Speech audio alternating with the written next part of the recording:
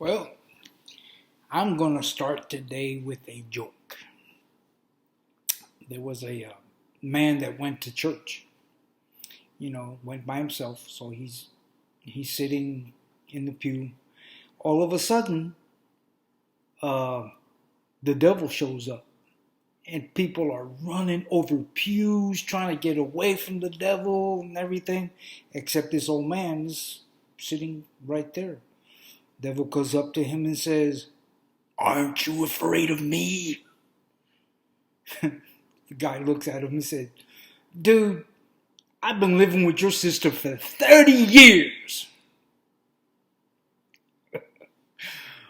Okay, look, let's see what it says in the Bible.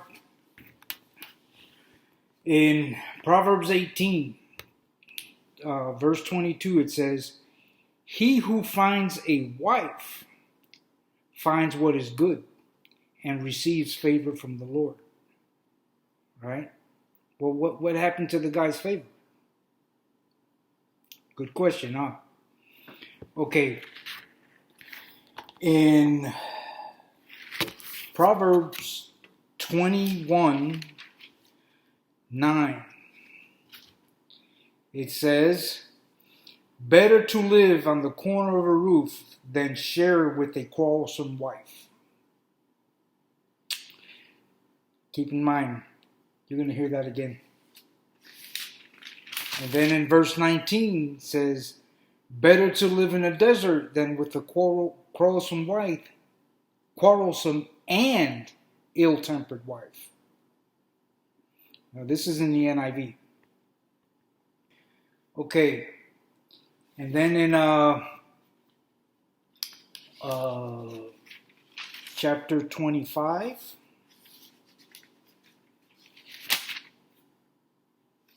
verse 24, it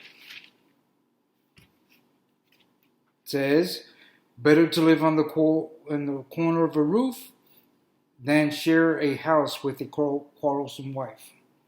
Now, I looked it up in the King James. It says a wide house. Wide as in, like real big. So imagine living in a house that you need a map to get around it. Like one of those mansions around here. In verse 27, not verse 27, chapter 27, verse 5. No, wait a minute. No, verse 15. It says, "A quarrelsome wife is like a constant dripping on a rainy day." You ever seen a drop of water hit a rock constantly hitting the rock, and eventually there's going to be a hole on that rock, right? Well, that's more in line with what than the constant dripping of a rainy day. They keep on nagging you. It gets irritating. Okay, now, what was it that God intended when He gave Adam? He said, "I'm giving you a helper." Right? That He went to the animals in creation and found He didn't find an adequate helpmate for Adam. So He put him to sleep, did some surgery, and took Eve out of his side. Okay, this is what it says in Proverbs 31. You ever heard of the Proverbs 31 woman? This is the way it describes at verse 10. "A wife of noble character who can find? She is worth far more than rubies. Her husband has full confidence in her and lacks nothing of value. She brings him good, not harm, all the days of her life. She selects wool and flax and works with eager hands. She is like a merchant ship bringing her food from afar. She gets up while it still is dark She provides food for her family and portions for her servant girls. She considers a field and buys it. Out of the earnings she plants a vineyard. She sets about her work vigorously. Her arms are strong for her task. Sees her trading in is she sees that her trading is profitable, and her lamp does not go out at night. In her hand she holds the distaff and grabs the spindle with her fingers. She opens her arms to the poor, extends her hands to the needy. When it snows, she has no fear for her household. All of them are clothed in scarlet. She makes her coverings for her bed. She is clothed with fine linen and purple. Her husband is respected at the city gate, where he takes his seat among the elders of the land. She makes linen garments and sells them, and supplies the merchants with sashes. She is clothed with strength and dignity. She can laugh as the days to come. She speaks with wisdom. Faithful instruction is on her tongue.